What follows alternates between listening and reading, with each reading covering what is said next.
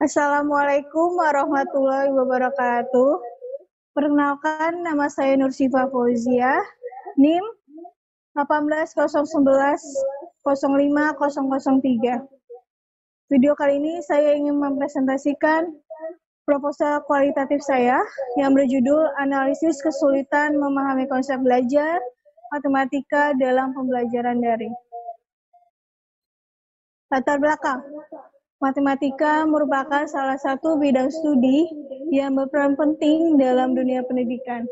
Hal ini sesuai dengan Undang-Undang Republik Indonesia Nomor 20 Tahun 2003, Pasal 37 bahwa matematika pembelajaran yang wajib diberikan pada jenjang pendidikan dasar dan menengah.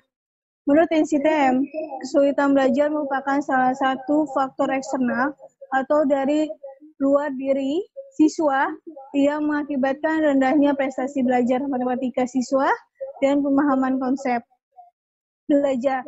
Menurut Donovan, Bransford, dan Pellegrin, dalam penelitian Dr. Ibrahim Jibli menyatakan bahwa pemahaman konsep menunjukkan kepada kemampuan siswa untuk menghubungkan gagasan baru dalam matematika untuk menggambarkan situasi matematika dalam cara-cara yang berbeda, dan untuk menentukan perbedaan antara penggambaran.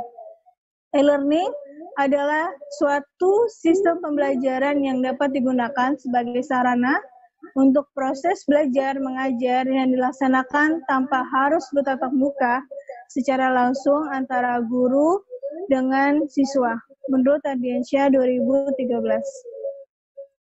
Batasan masalah yang dikemukakan dan mengingat batasan yang dimiliki oleh peneliti, serta agar penelitian yang dilakukan lebih fokus menghindari kesalahan persepsi dan perluasan masalah.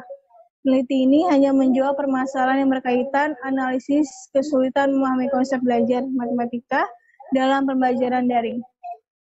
Maka, sebagai peneliti bisa merumuskan masalah. Yang pertama, bagaimana kesulitan siswa dalam memahami konsep belajar matematika dalam daring, apa saja kesulitan siswa dalam belajar melalui daring, bagaimana tingkat kesulitan dan kelemahan siswa belajar melalui daring, bagaimana cara lebih mudah siswa belajar melalui daring. Tujuan penelitian, yang pertama, mendeskripsikan kesulitan siswa dalam memahami konsep matematis.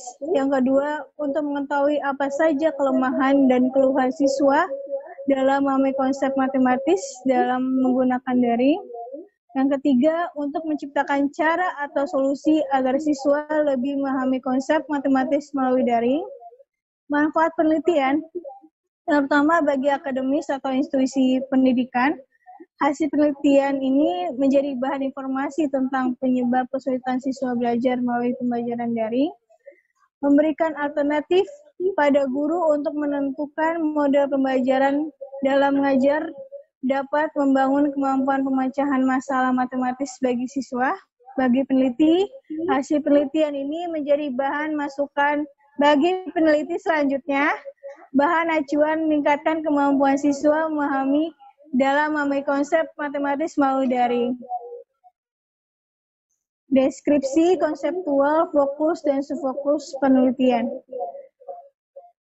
Menurut Mulyono Abdurrahman, kesulitan belajar adalah sekelompok kesulitan yang dimanifestasikan dalam bentuk kesulitan yang nyata dalam kemahiran dan penggunaan kemampuan mendengarkan, bercakap-cakap, membaca, menulis, menalar, atau kemampuan dalam bidang studi matematika.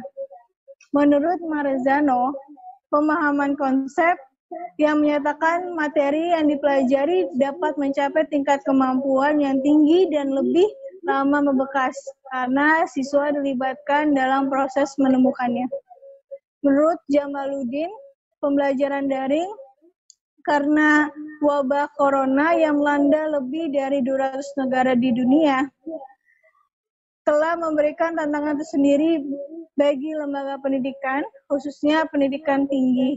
Mengantisipasi penukaran virus, pemerintah telah mengeluarkan berbagai kebijakan seperti isolasi, PSBB, karena adanya hambatan pada proses pembelajaran dapat menurunkan minat belajar siswa. Macam-macam kesulitan belajar. Yang pertama, kesulitan belajar yang berhubungan dengan perkembangan. Yang kedua, kesulitan belajar akademik. Menurut Heruman, indikator pemahaman konsep ada 5. Yang pertama, menyatakan ulang sebuah konsep yang telah dipelajari. Kedua, mengklasifikasikan objek-objek berdasarkan dipenuhi atau tidaknya persyaratan yang membentuk konsep tersebut. Yang ketiga, menerapkan konsep secara algoritma. Yang keempat, menyajikan konsep dalam berbagai bentuk representatif matematika. Yang kelima, mengaitkan berbagai konsep matematika. Penelitian yang relevan menurut proposal kualitatif saya, metode dan prosedur penelitian. Sifat penelitian saya deskriptif, kualitatif, merupakan data yang dikumpulkan berupa kata-kata, gambar, dan bukan angka-angka. Data yang diperoleh yaitu naskah wawancara, catatan lapangan, dokumentasi. Maka penelitian mencari dan mengumpulkan informasi serta data-data yang berkaitan dengan subjek dan objek penelitian yang berisi tentang studi analisis, kemudahan dan kendala dalam pembelajaran online matematika di SMP Negeri 10 Jakarta. Data dan sumber data primer yaitu guru dan siswa SMP Negeri 10 Jakarta, data sekundernya buku penunjang selama daring, dan data hasil observasi. Kenapa saya memilih SMP Negeri 10 Jakarta? Karena saya meneliti wilayah dekat dengan rumah, dan sekolah ini pernah dijadikan sekolah standar nasional dan peringkat kedua terbaik di Kemayoran. Teknik pengumpulan data saya menggunakan observasi, wawancara, dan dokumentasi. Teknik pengecekan dan keabsahan data menggunakan triangulasi yang diartikan sebagai pengecekan data dari berbagai sumber dengan berbagai cara dan berbagai waktu. Triangulasi yang digunakan adalah triangulasi teknik dan triangulasi sumber.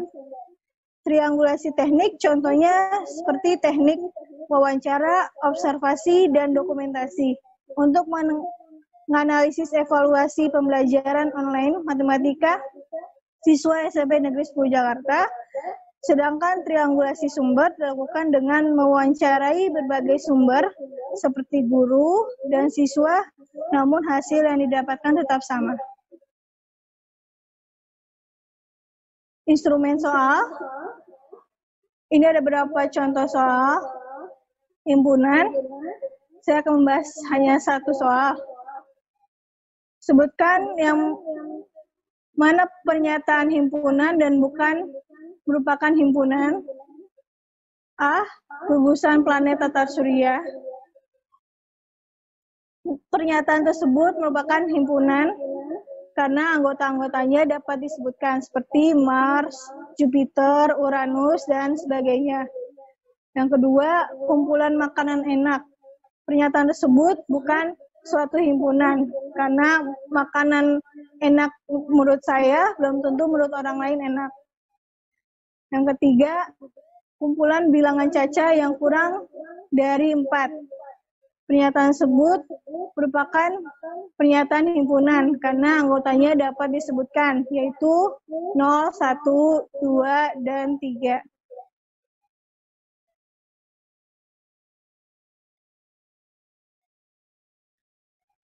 Ini adalah referensi proposal kualitatif saya.